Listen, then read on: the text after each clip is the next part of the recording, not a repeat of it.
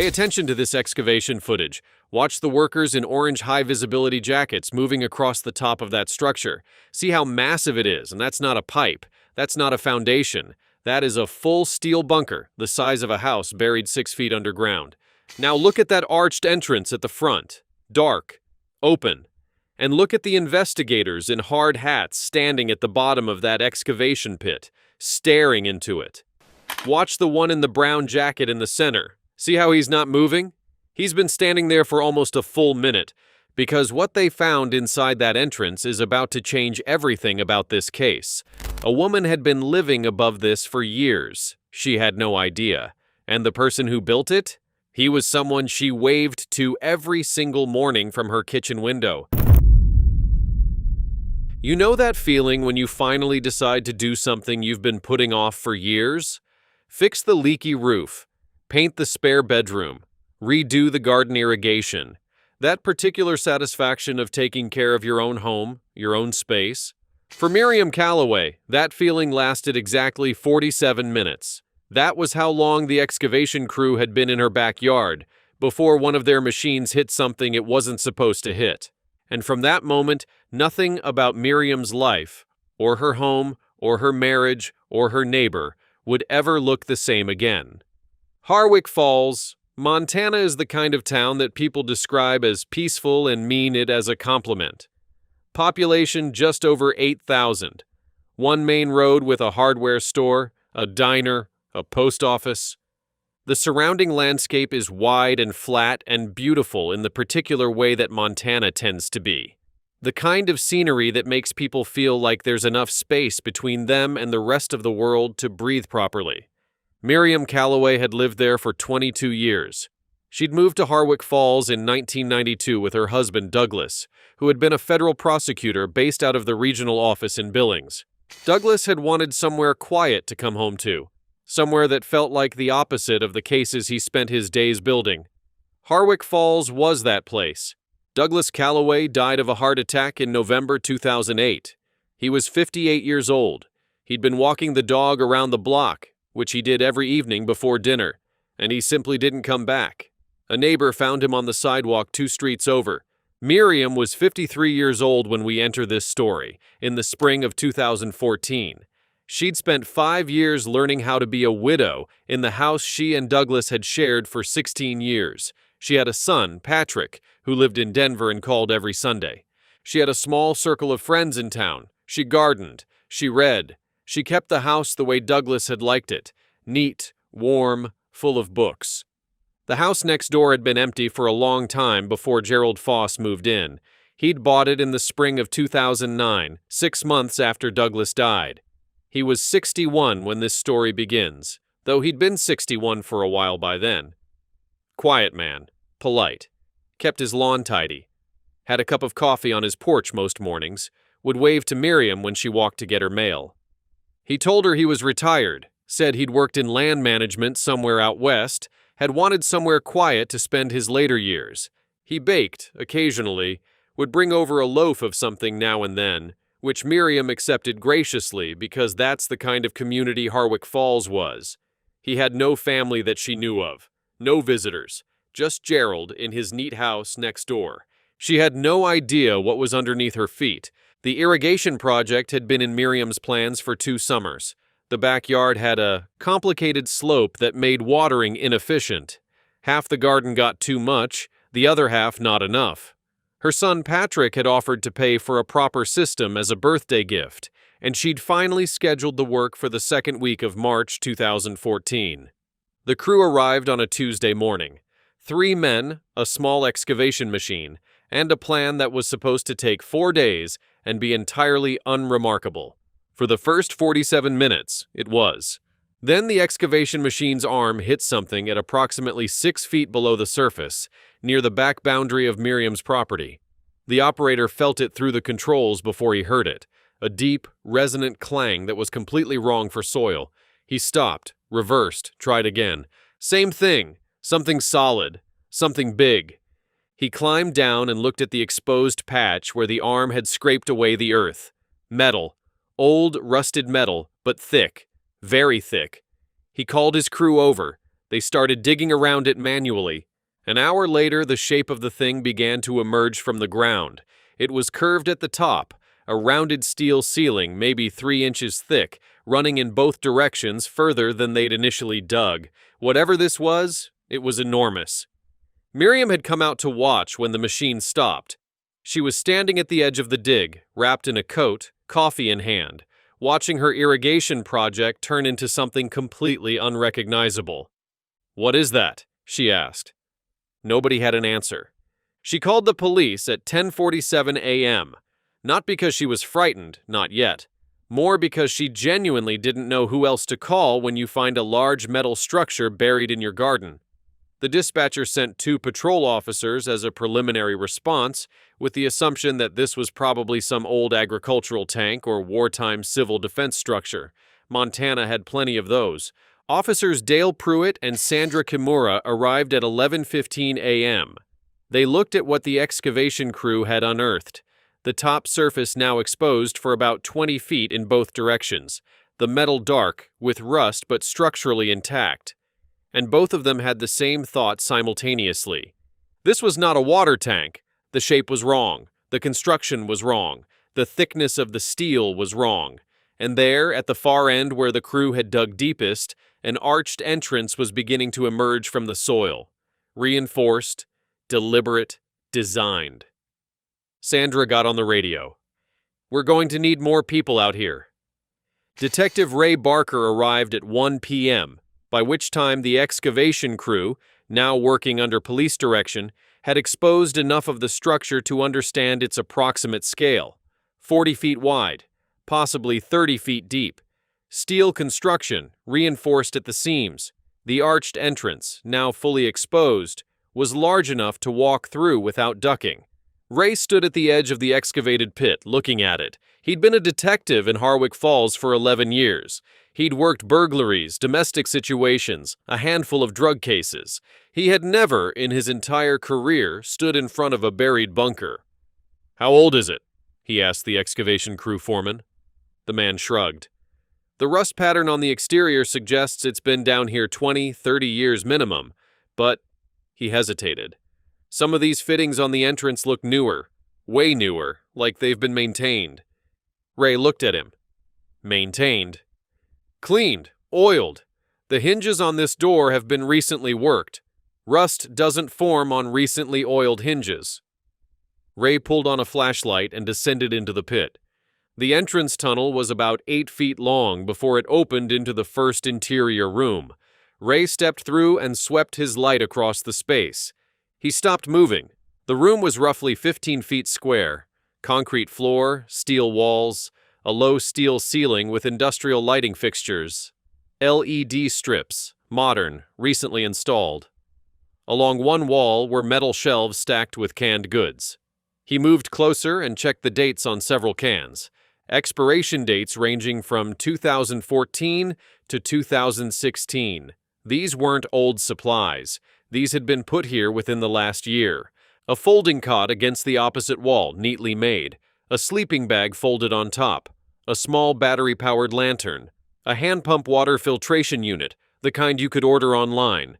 A milk crate being used as a side table, with a paperback book open face down on top. Someone had been reading it recently enough that they'd bothered to mark their page. Ray's light moved to the next room. Different function.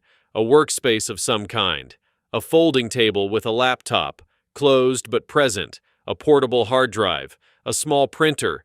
The compact kind designed for travel. A power strip connected to what became clear, following the cord, was a generator in a third room. A quiet, modern inverter generator, not the old roaring type. Designed to run with minimal noise and minimal exhaust. There was a fourth room with equipment Ray didn't immediately recognize. Electronics, wiring, a small rack of what appeared to be networking equipment. He'd need someone with technical expertise to explain that one. The fifth room was a bathroom, rudimentary but functional. Chemical toilet, a small basin, personal hygiene items on a shelf. Shaving cream, a razor, soap, a towel hung on a hook. All of it recent. Rooms 6 and 7 were at the back of the structure. Ray opened the door to the sixth room and found it empty. Bare walls, bare floor, Storage space, maybe, or a room whose purpose had changed. He opened the seventh door. And that's where the case became something else entirely. This room had a single folding table. On the table was a filing cabinet, 3 drawers, locked, but the lock was the cheap kind that gave way immediately when Ray applied pressure with his pocket tool. He pulled the top drawer open. Files, organized, labeled, meticulous, and the name on every label was the same, Calloway. He pulled a file at random. Inside were photographs, printed on standard paper, the quality of someone who'd been photographing through a window from a distance. A woman in a kitchen, a woman in a garden, a woman getting into a car, the same woman, dozens of times, in what was clearly the same house, from what was clearly the same angle. He pulled another file, bank statements, account numbers highlighted, transaction histories going back 2 years. The account holder's name, Miriam A. Calloway. He pulled a third file, mail, opened, photocopied, and refiled. Gas bills, credit card statements, a letter from a law firm, a letter from a bank regarding a mortgage. He opened the second drawer, a handwritten ledger, spiral-bound, thick as a novel. He opened it to the first page. The first entry was dated April 2012. It read, at the top, Daily Activity Record, subject, M. Calloway. Below that, in small, precise handwriting, was a time-stamped log of Miriam's movements. What time she woke up. What time she left the house. What time she returned. What time her lights went out. Ray closed the ledger. He stood in that room for a moment in the beam of his flashlight, breathing. He went back to room 4, the one with the electronics he didn't understand, and looked more carefully. There was a monitor mounted to the wall, switched off. He found the power button and pressed it. The monitor came to life. It was split into 4 quadrants, each showing a live camera feed. His stomach dropped. All 4 cameras were aimed at Miriam Calloway's house. The kitchen, the front door, the driveway, the back garden, the very garden currently being excavated above his head. Someone had been watching her, in real time, for what appeared to be years. Ray came back up through the entrance tunnel and out of the pit. Miriam was still standing at the edge, waiting, her face uncertain. He didn't know how to say it gently, so he just said it. Mrs. Calloway, I need to ask you to come inside your house. We're going to need forensics out here, and I need to ask you some questions. What's in there? She asked. He looked at her. He thought about the photographs, the ledger, the 4 camera feeds. Someone's been living under your garden, he said, for a long time. Miriam stared at him. The color drained from her face so completely and so quickly that he reached out and took her arm in case she needed steadying. She didn't collapse. She was steadier than Ray expected. She just said, very quietly, "How long?" That's what we're going to find out. The forensics team arrived from Billings by 4 p.m. The bunker was declared an active crime scene. The excavation crew was sent home. Detective Ray Barker began the painstaking process of cataloging what was inside that structure, which would take 3 full days. Meanwhile, he had a neighbor to look at. Gerald Foss was home when Ray knocked on his door that evening. He answered promptly, in a cardigan, reading glasses pushed up on his head. He looked the way he always looked, apparently, calm, mild, pleasant. He expressed appropriate surprise at the news that a bunker had been found in the neighboring property. Goodness, he said. Something historical, I'd imagine. Montana has a lot of old civil defense infrastructure. Could be, Ray said pleasantly. Do you know anything about it? Not a thing, Gerald said, though I suppose it explains why my property line always seemed a little uneven on that side. He smiled. Ray smiled back. They had a brief and entirely normal-seeming conversation. Ray thanked him for his time and left. He had Gerald Foss's name in front of him on his notepad before he'd even reached his car. The next morning, Ray started pulling records.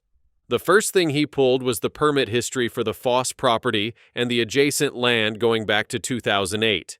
Most of it was routine. Standard permits for fence installation, a deck, the usual, But there, filed in March 2010, was a permit under the category of soil stabilization and subsurface reinforcement work.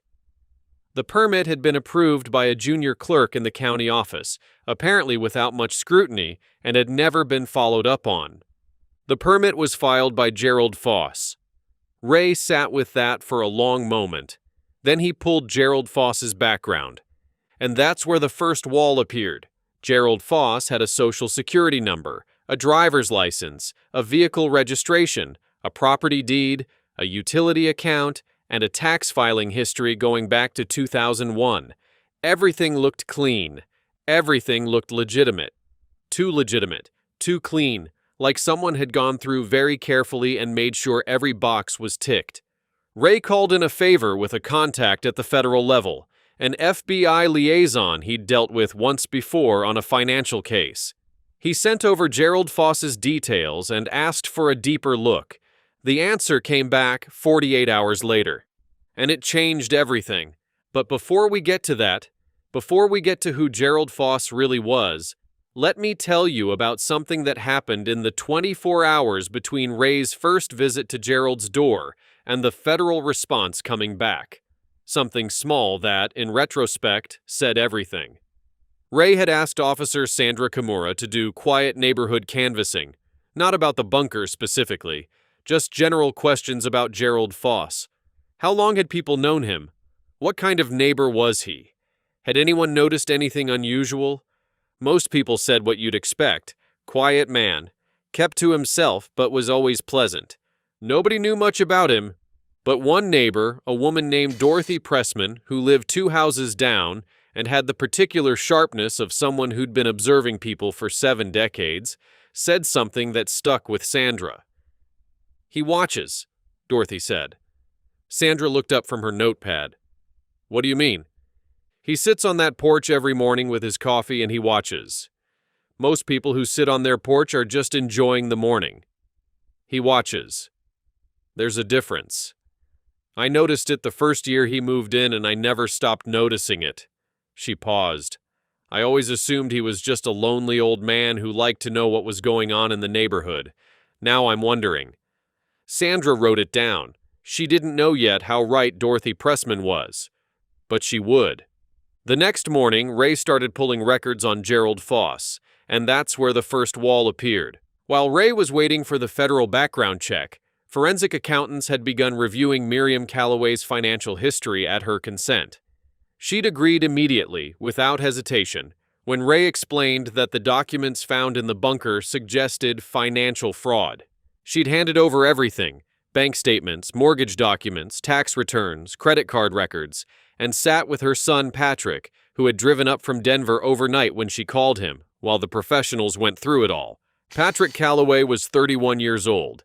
He'd inherited his father's precise manner and his mother's composure, and he sat very still and very quiet while the forensic accountant, a woman named Diane Ostroff, walked them through what she was finding.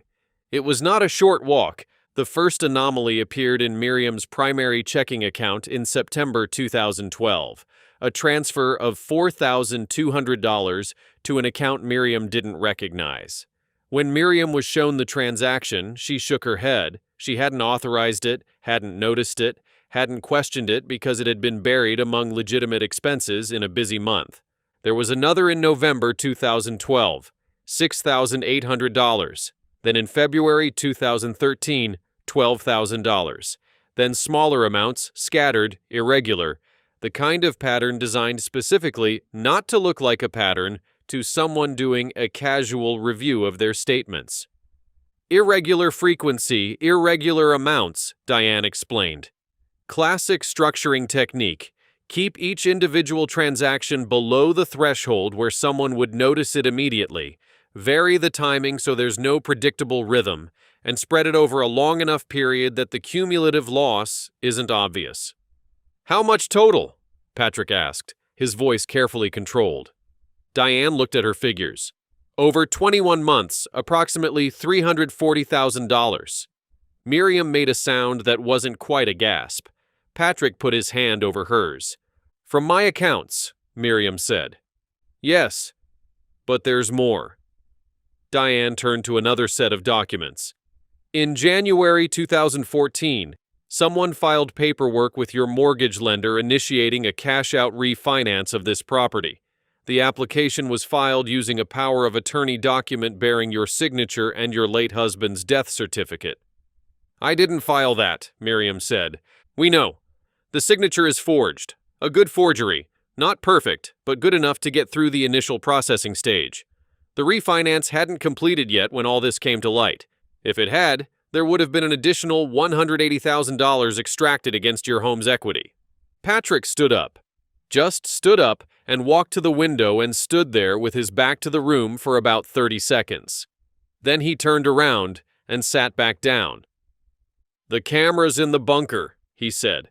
That's how he knew when to do these things. He could see when she was home, when she wasn't, when she was distracted. That's our working theory, Ray confirmed. The camera feeds would have given him a real-time picture of her movements. He'd know her routine, know when she was likely to be checking her accounts, when she wasn't, know when mail arrived and when she collected it. He intercepted some of her mail. We found copies in the filing cabinet. Miriam was quiet for a moment. Then she said something that Ray would remember for years afterward. He used to bring me bread, she said. He baked bread and brought it over. I thanked him. Nobody said anything. What nobody in that room yet understood was that the bread itself wasn't just an act of manipulation. It was reconnaissance. Every time Edmund brought a loaf to Miriam's door, he was observing how quickly she answered, whether she invited him in. Sometimes she did briefly, just a few minutes in the entryway, what he could see from where he stood, whether her routine had changed, whether anything looked different. The bread visits were logged in the ledger found in the bunker. Every single one. Date, time, duration of doorstep interaction, observations noted. 14 visits over 4 years, each one documented with the same quiet precision as everything else. He'd been conducting site assessments, disguised as kindness. The federal response came in on a Thursday morning, 4 days after Ray had submitted his inquiry. He was at his desk when the call came through. His FBI contact's name was Special Agent Louise Ferraro, and she had a tone in her voice that Ray had learned to read over the years. It meant she was about to say something significant. Gerald Foss, she said. Here's what we have. The Social Security number associated with that name was issued legitimately to a Gerald Foss born in 1952 in Billings, Montana, who died in a car accident in 1999. Someone appropriated his identity posthumously. Ray leaned forward. Appropriated it how completely? Very completely. Driver's license, tax filings, property ownership, all of it consistent and maintained. Whoever built this identity did it carefully and maintained it for years. But here's where it gets interesting. A pause. We ran the fingerprints from the bunker through the federal database. We got a hit. The name that came back was Edmund Verrill. Ray wrote it down. Who is Edmund Verrill? Someone who, according to federal records, died in 1999. Boating accident in the Gulf of Mexico. Body never recovered. Declared legally dead in 2001. Another pause.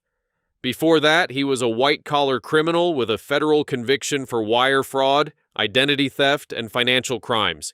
He was convicted in 1997, sentenced to 12 years. He disappeared from custody during a transfer in March 1999, walked away during a brief processing stop at a county facility. The official story became that he fled, ended up in the water, drowned. But he didn't drown, Ray said. Edmund Verrill is very much alive, Louise confirmed, and he's been living under a dead man's name in Harwick Falls, Montana, for the past 13 years. Ray was quiet for a moment. Who was the federal prosecutor on his 1997 conviction? He already had a feeling he knew the answer. An AUSA out of the Billings Regional Office, Louise said. Name was Douglas Calloway. The room went very still. Ray sat back in his chair.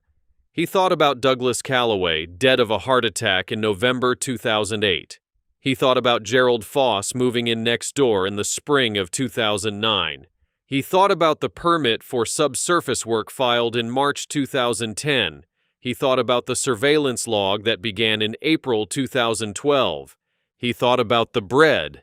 Edmund Verrill had spent years building a life next to Miriam Calloway, had spent years digging himself literally beneath her, had watched her, cataloged her, studied her movements, and then systematically dismantled the financial legacy her husband had spent his career building.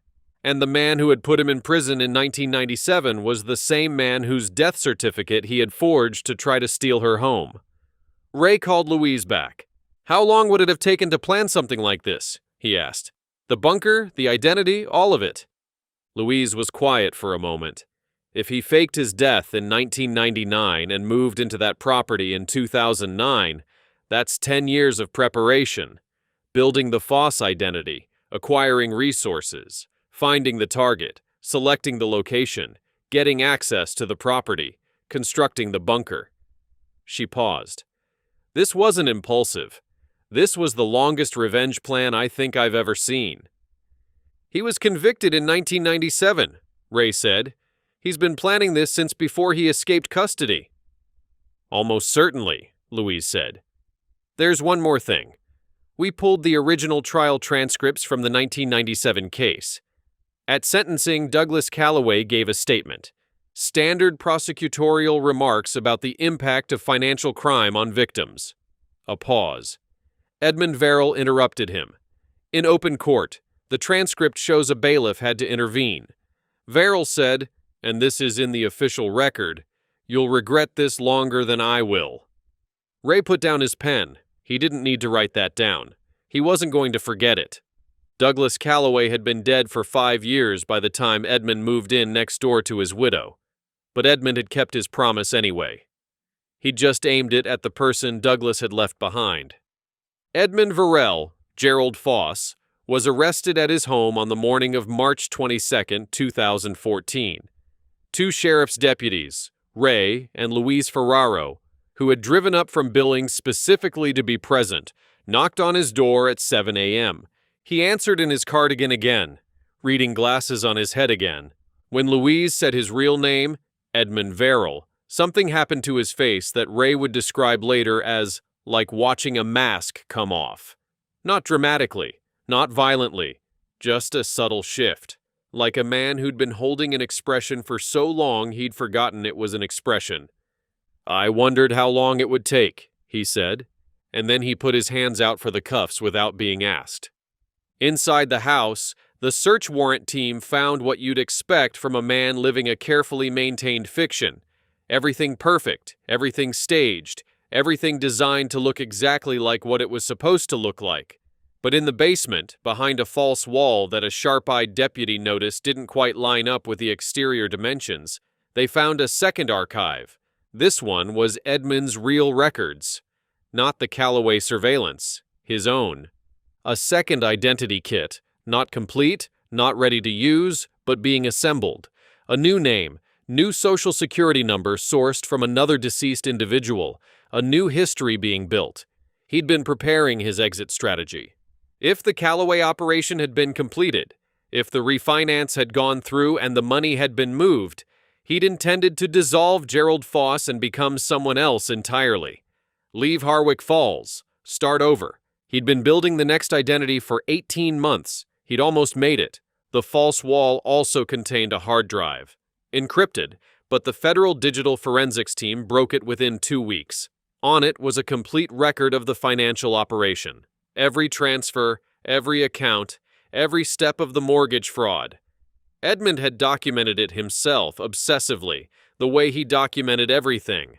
That documentation, which he'd kept for his own purposes, became the most comprehensive evidence against him.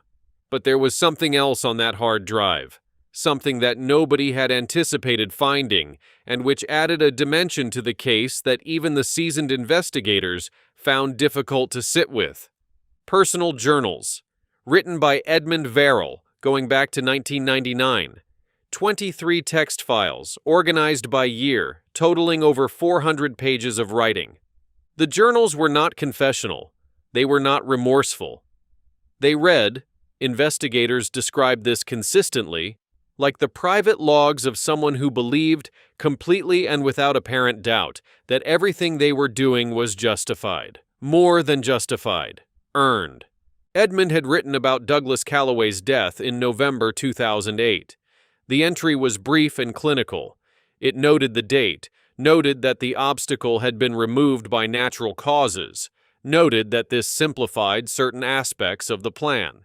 He'd written about meeting Miriam for the first time after moving in, described her as composed for a widow, noted her routines within the first 2 weeks, noted which windows were visible from which angles, already strategizing, already mapping.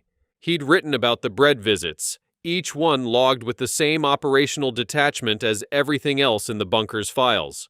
Doorstep contact, duration 7 minutes, subject in good spirits, observed new lamp in front room, route to kitchen confirmed.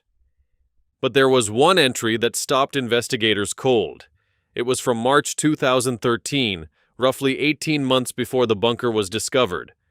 Edmund had written about watching Miriam through the kitchen camera feed on what would turn out to be the anniversary of Douglas Calloway's death. She had sat at the kitchen table for a long time that evening, not doing much, just sitting. Eventually, she'd taken something out of a drawer.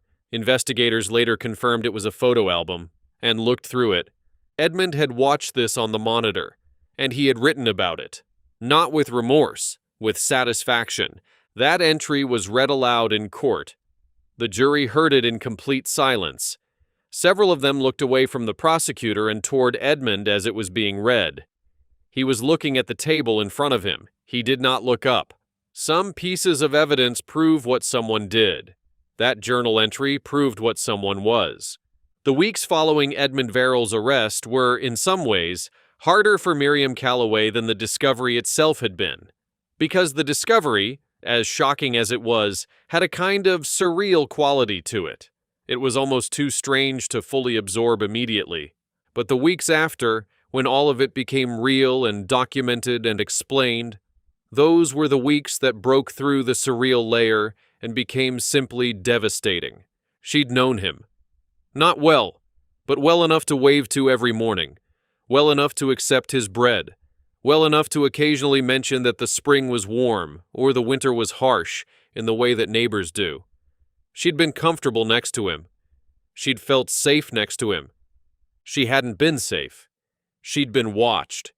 Every window of her house was on a camera feed he was monitoring from 6 feet below the ground she stood on. Miriam told a journalist later, not in a long interview, just a few sentences she offered at a community meeting about the case, that the thing she kept coming back to wasn't the money, wasn't even the violation of her privacy. It was simpler than that. I used to garden out there on Sunday mornings, she said. I'd been doing it for 20 years. And now, when I try to remember those mornings, all I can think about is what was underneath me. I can't get the image out of my head. It's like he took the garden away from me. Took those mornings. She paused. My husband put that garden in. He built the raised beds himself. Gerald Foss, or whoever he was, built his bunker underneath my husband's garden, underneath the thing Douglas built with his own hands. That's the part that's hardest to live with. Ray Barker, working with Special Agent Luis Ferraro and a team of federal investigators, spent the next 3 months building the full picture of Edmund Verrill's operation. It was meticulous work, and the more complete the picture became, the more staggering it was. Edmund had faked his death in March 1999 by staging a boating accident in the Gulf of Mexico. The boat had been real, purchased under a false name. The accident had been staged convincingly enough that a search was conducted and no body was recovered. The presumption of death had been a formality that took 2 years to become official. By that point, Edmund Verrill had been living under the name Gerald Foss in Phoenix, Arizona for nearly a year, working a cash job in construction while he rebuilt his resources and planned his next move. The Foss identity had been constructed over 5 years, from 1999 to 2004, with the kind of patience and precision that prosecutors would later describe as almost admirable in its discipline, if not for what it was in service of. The plan to target Miriam Calloway had been forming, investigators believed, from the moment Douglas Calloway's name appeared in the news coverage of Verrill's 1997 conviction. Douglas had given a brief statement to a local paper at the time. Standard stuff, conviction of a defendant he'd prosecuted. But Edmund had seen it, had filed Douglas Calloway away. And then there was the courtroom statement. That 1997 promise, "You'll regret this longer than I will," which now read less like an outburst and more like the opening line of a plan that was already forming. When Douglas died unexpectedly in 2008, Edmund didn't hesitate. He moved within 6 months. Whether he'd been monitoring the Calloways from a distance before Douglas's death, whether there had been an earlier version of the plan that Douglas's survival had complicated, was never definitively established. What investigators did establish was that Edmund had been subscribed to the Harwick Falls local newspaper's digital edition since 2006 under a false name. He'd been reading about the town, reading about its residents, possibly reading the brief community notices that occasionally mentioned Douglas Calloway's name. He'd been watching from a distance long before he moved next door. The question of when exactly the plan crystallized, when it went from a vague resentment to an active strategy, was never definitively answered. But the evidence suggested that Edmund had begun actively researching Douglas and Miriam as early as 2005. He'd identified their home in Harwick Falls, had visited the town, posing as a potential property buyer, at least twice in 2007 and 2008. When Douglas died in November 2008, the property next door went on the market within months, and Edmund Verrill, as Gerald Foss, moved quickly. He bought it in the spring of 2009, moved in, introduced himself to the neighbors, accepted an invitation to a block association meeting, waved to Miriam from his porch every morning. The bunker construction began in March 2010. 11 months after he'd moved in, once he'd established himself in the community, well enough that unusual activity on his property wouldn't attract attention. The permit for soil stabilization was his cover. He'd researched which permit category would require the least scrutiny and found it. The construction itself was done in phases, by small contracted crews who were each hired for a specific portion of the work and never saw the complete picture. None of them had ever been hired to build a bunker. They'd been hired to excavate, to pour concrete, to install steel fittings, to run electrical conduits. Only Edmund knew what the sum of those parts added up to. The whole construction took 8 months. He moved in underground, using the bunker as a secondary workspace initially, then increasingly as his real operational base, in January 2011. The surveillance of Miriam began formally in April 2012, when the camera system was fully installed, but investigators believed he'd been watching her less formally since he moved in, observing her habits, understanding her routine, learning her life before he started documenting it. "He studied her the way you'd study a case," Louise Ferraro said at a press briefing. "He approached her the way he'd approach a target, with patience, with thoroughness, with a complete absence of feeling. And here's what makes this particular detail so disturbing when you sit with it. Edmund Verrill was not a desperate man. He was not broke. He was not cornered. He had a functional false identity, a property, a quiet life. The $340,000 he stole from Miriam was not money he needed to survive. It was money he took because she had it, because it had been Douglas Calloway's, because taking it was the point. The financial crime was never really about the money. Investigators came to understand this gradually, and it reframed everything. The mortgage fraud, the account transfers, the forged documents. These weren't the actions of a man who needed funds. They were the actions of a man who wanted to dismantle something, who wanted to reduce to nothing the material legacy of the man who'd put him in a cell. He hadn't been running a financial operation. He'd been running a demolition. Now here is where the pre-intro footage becomes crucial to understanding what broke this case open in the days immediately after the discovery. When the forensic digital team recovered and analyzed the security camera system found in the bunker, the 4-feed monitor that Ray had switched on during his initial walkthrough, they discovered something that Edmund hadn't anticipated. The system had a buffer, a rolling 30-day recording archive stored automatically on a secondary hard drive within the monitor unit itself. Edmund hadn't formatted that drive, hadn't wiped it, possibly hadn't known it was there. It was a feature of the specific model he'd purchased, not prominently documented. 30 days of footage showing all 4 camera feeds, including footage from the morning of March 18, 2014, 3 days before Edmund's arrest, which showed Edmund Verrill himself, on camera, entering the bunker through an access point on his own property that investigators hadn't yet identified. The footage showed him descending, spending approximately 90 minutes inside, and emerging. He was carrying a bag when he went in and a different, fuller bag when he came out. The content of that bag, transferred from the bunker to a location in his own house, was found during the search warrant execution. It contained Edmund's second identity kit, cash, and a preloaded debit card. He'd been in the process of beginning his exit. The recording of him entering and exiting his own bunker via his own property placed him definitively inside the structure. It eliminated any possible defense argument that he hadn't been the one using it. That footage, captured by his own cameras, stored on his own recording system, was the single most important piece of physical evidence in the case. His own surveillance apparatus had surveilled him. That detail, when it came out at trial, produced a moment of pure silence in the courtroom before the gallery erupted. The trial of Edmund Verrill began on September 9, 2015. It was held in Billings, moved there on a change of venue motion due to the media coverage in Harwick Falls. It lasted 4 weeks. The defense made several arguments: mental state, the unreliability of a case built largely on documents and digital evidence, procedural objections to the search warrant scope. None of them gained traction. The evidence was overwhelming and the documentation was Edmund's own. The most significant courtroom moment came during the prosecution's presentation of the bunker camera footage, specifically the 30-day archive recording of Edmund himself. His attorney had argued that the footage could not definitively identify his client, that the quality was insufficient. The prosecution responded by playing the footage alongside a current video of Edmund walking into the courtroom and asking the jury to compare his gait, his build, his mannerisms.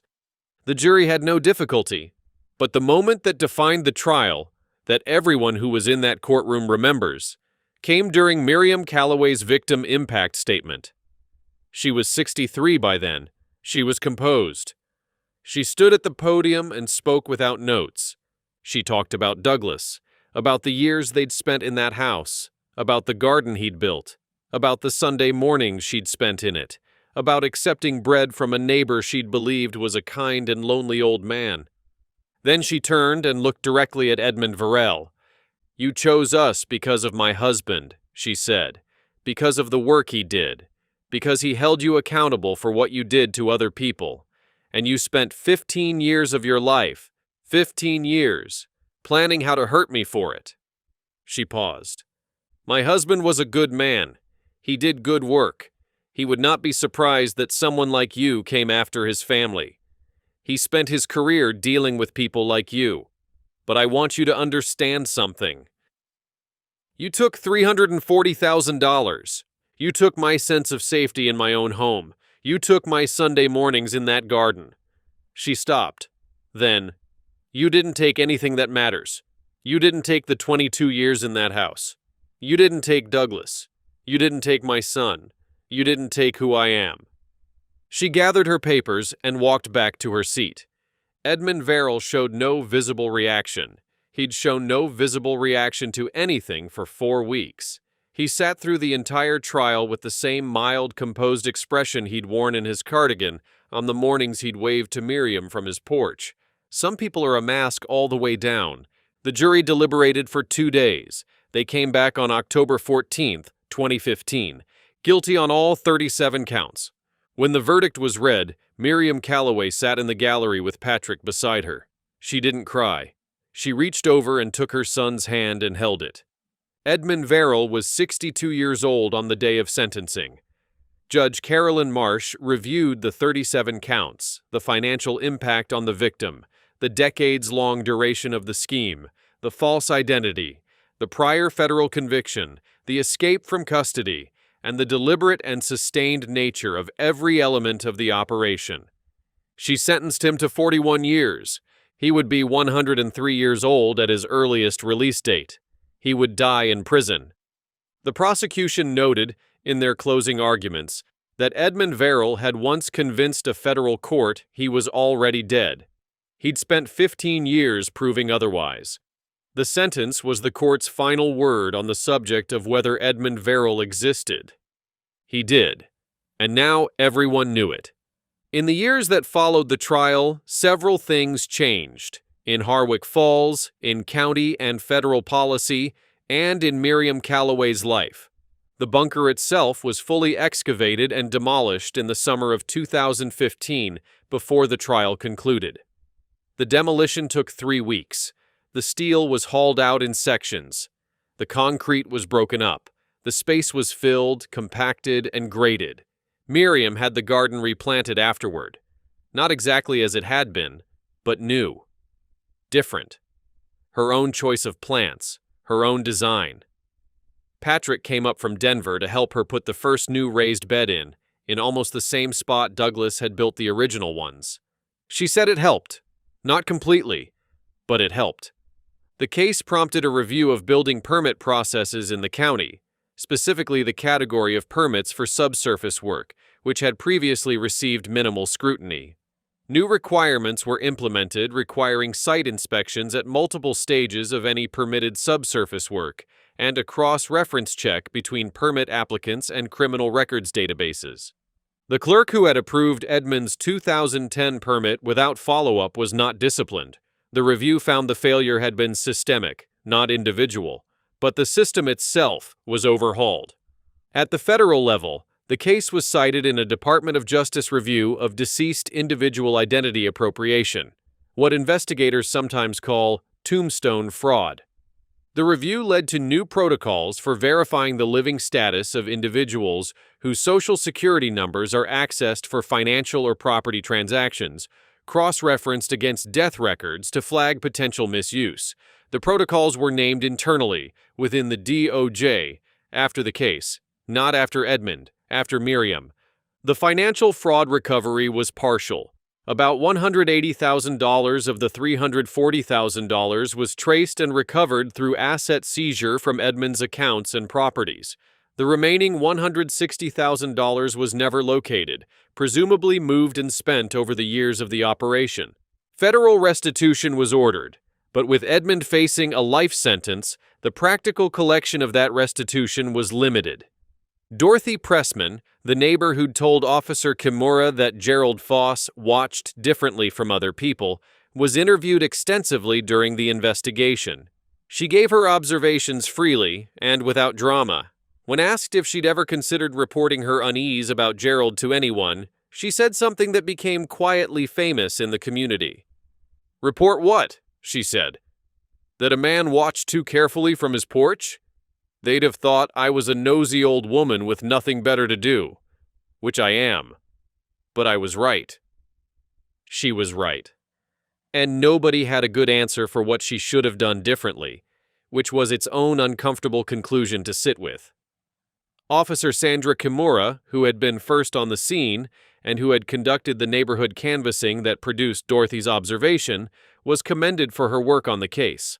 She was promoted to detective the following year. She still works in Harwick Falls. She and Ray Barker have worked 6 cases together since. She says the Calloway case changed how she listens to people. "Dorothy told me something real," Sandra has said in interviews since. "She couldn't prove it, couldn't articulate exactly what it was, but she knew something was wrong. I think people know things more often than we give them credit for. We just need to take the time to ask the right questions and actually listen to the answers." Miriam Calloway worked with a financial crimes advocacy organization to establish a resource for victims of elder financial fraud, a guide to recognizing the signs of account manipulation and mail interception distributed through county senior centers and libraries. She spoke at its launch, briefly, and said one thing that was widely quoted afterward. "Pay attention to your accounts. Pay attention to your mail. Pay attention to the people who are kind to you for no reason you can identify. Kindness isn't suspicious, but it's worth understanding. Patrick Calloway moved back to Montana in 2016, not to Harwick Falls, to Billings, where he took a position with a financial consulting firm. He visited Miriam most weekends. In 2019, he gave a single interview about the case, 5 years after the discovery, in which he said one thing about his father that the interviewer hadn't expected. "My dad prosecuted people like Edmund Verrill his entire career," Patrick said. He told me once, that the worst ones aren't the ones who are angry. The angry ones burn out. The worst ones are patient, the ones who can wait." He paused. Dad would have understood Edmund completely.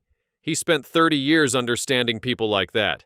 He just didn't know one of them was going to move next door to us. Ray Barker was promoted to chief detective in 2016. He still works in Harwick Falls. He still talks about the case in terms of the 30-day camera buffer that Edmund hadn't known about. "He built the thing that caught him," Ray says. "He was so careful about everything else, but he didn't read the manual." He pauses every time he says it, and then adds, 15 years of planning, undone by not reading a product manual. That's the thing about arrogance. It always leaves something out. Special Agent Louise Ferraro co-authored a paper on the Verrill case for a federal law enforcement publication in 2017, focused on the methodology of long-term identity fraud. The paper is used in training programs. Edmund Verrill's case study is in the index. The paper's conclusion notes something that investigators had discussed privately but rarely said publicly, that the case represented not just criminal behavior, but a form of obsession so sustained and so consuming that it had effectively replaced Edmund Verrill's entire life.